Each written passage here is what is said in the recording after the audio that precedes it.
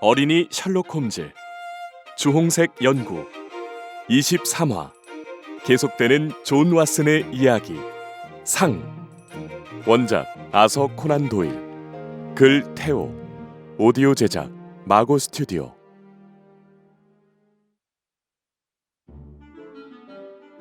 거칠게 저항했던 제퍼슨 호프는 모든 걸 포기했는지 얌전히 있었어. 심지어는 미소를 지으며 지난 싸움에 우리가 다치지는 않았는지 묻기까지 했지. 세 분 힘이 장난 아니더군요. 어디 아까 부딪히면서 다친 곳은 없습니까? 아니, 그 정도에 다칠 리가. 아까 내가 목 조를 때 다치지는 않았는지. 네, 괜찮습니다. 나를 경찰청에 데려갈 거면 집 밖에 있는 내 마차를 쓰세요. 발에 밧줄을 풀어주면 내 발로 가겠습니다. 옛날과 달리 내가 제법 살이 붙었거든요. 이 뚱보를 데리고 계단을 내려가려면 꽤 힘이 들 겁니다. 그렉슨과 레스트레이드 경감은 범인의 이 넉살 맞은 소리를 어떻게 해야 하나 생각하는 것 같았어. 잠시 서로의 얼굴을 마주보며 눈을 크게 뜨고는 어깨를 으쓱 올렸지.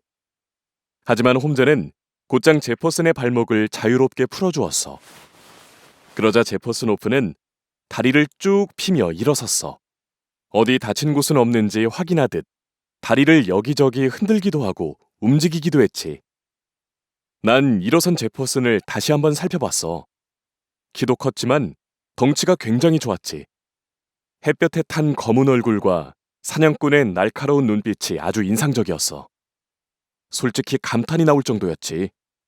그런데 제퍼슨은 오히려 홈즈를 보더니 탄성을 지르며 칭찬을 했어.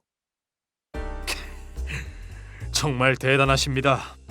나를 찾아내 이렇게 제 발로 걸어오게 하다니 진심으로 감탄했습니다. 여기 런던의 경찰청장은 당신이 하는 게 딱일 것 같네요. 자, 경감님들, 범인을 연행하시죠. 이거 마부를 잡았으니 별 수 없이 내가 마차를 끌어야겠네요. 레스트레이드 경감, 그래주면 좋죠. 그리고 왓슨, 너도 같이 가는 게 낫겠어. 넌 처음부터 이 사건에 흥미를 갖고 있었으니까 끝까지 지켜보는 편이 좋겠지? 그래, 좋아. 사건의 진상을 알 수 있다면야. 사실 난 홈즈의 제안이 기뻤어. 이 사건이 어떻게 시작해 마무리될지 끝까지 보고 싶었거든. 우리 모두는 계단을 내려가 마차를 탔어. 제퍼슨 호프도 딱히 도망갈 기색 없이 얌전히 자기 마차에 올라탔지. 레스트레이드 경감은 아주 능숙하게 마차를 몰았어. 우리는 금세 경시청에 도착해 어느 작은 방으로 가게 되었지. 그렉슨 경감이 제퍼슨 호프의 이름과 살해된 이녹 드리버, 조셉 스탠거슨의 이름을 적으며 아주 익숙하게 말했어. 재판은 이번 주 안으로 시작될 겁니다. 제퍼슨 호프 씨. 그 전에 할 말은 없습니까? 당신이 하는 말은 모두 기록될 것이며 앞으로 당신에게 불리한 증거가 될 수도 있습니다. 할 말은 아주 많죠. 가능하다면 이곳에 계시는 여러분에게 모든 것을 말하고 싶습니다. 상세한 진술은 재판 때까지 기다렸다 하는 것이 유리할 겁니다. 글쎄요, 내가 재판을 받을 수 있을까요? 놀라실 건 없습니다. 도망치거나 자살할 생각은 전혀 없으니까요. 왓슨 씨. 네? 저요? 네, 맞습니다. 왓슨 씨, 당신이 의사라고 들었습니다. 맞죠? 예, 그렇습니다만... 그럼 여기를 한번 진찰해 보시겠어요? 제퍼슨은 웃으며 수갑이 채워진 손으로 자기의 가슴을 가리켰어. 난 그의 손이 가리키는 곳에 손을 갖다 댔지. 심장 소리가 느껴졌어. 심장이 아주 불규칙하게 이상할 정도로 강하게 뛰고 있었지. 그건 대동맥류였어. 우리 몸에 피가 돌도록 하는 심장과 그 피가 흐르는 혈관에 문제가 생겨 막히는 병이지. 자칫하면 심장이나 혈관이 터져 순식간에 죽을 수도 있는 병이야. 이건... 말도 안 돼. 당신 대동맥류 환자입니까? 예, 의사들이 그렇게 말하더군요. 지난주에 병원에 갔었는데 가까운 시일 내로 심장혈관이 터질 것이라고 했습니다. 최근 몇 년 동안 몸이 크게 나빠졌다는 걸 저도 느끼고 있었죠. 솔트레이크시 산속에서 제대로 먹지도 자지도 못한 것이 이제 와서 큰 병으로 변한 것 같습니다. 어디까지나 제 생각이지만요. 믿기지가 않습니다. 당신이 여기 세 사람과 거칠게 싸우는 걸 제가 봤어요. 대동맥류 환자가 그렇게 움직일 수 있다는 게 말이 안 됩니다. 제퍼슨 씨, 이렇게 있으면 위험합니다. 당장 치료를 해야. 난 내 할 일을 다 끝냈으니 언제 죽어도 좋습니다. 하지만 이 사건의 모든 것들을 하나도 빠짐없이 남겨두고 싶습니다.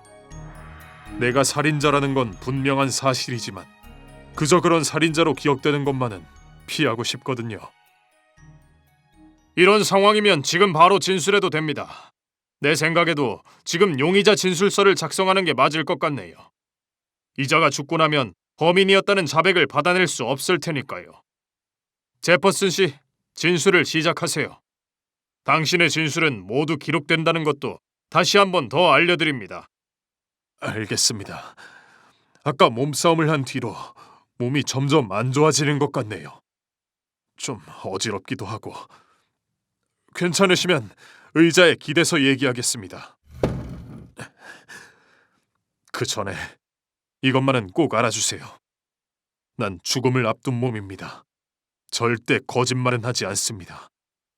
내가 하는 말을 왜곡만 하지 않는다면 내 진술이 재판에 어떻게 쓰이든 난 신경 쓰지 않겠습니다.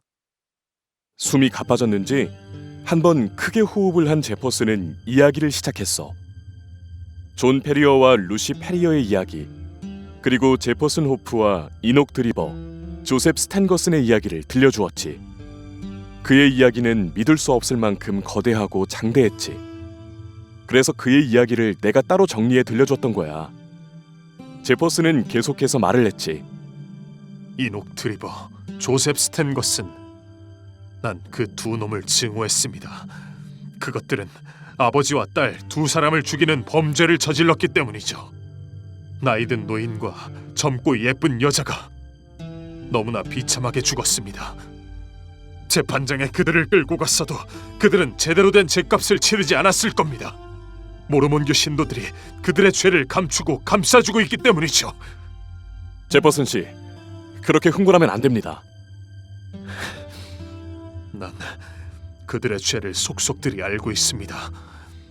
그래서 내가 직접 판사가 되고 배심원이 되고 그리고 사형 집행인이 되기로 결심했습니다.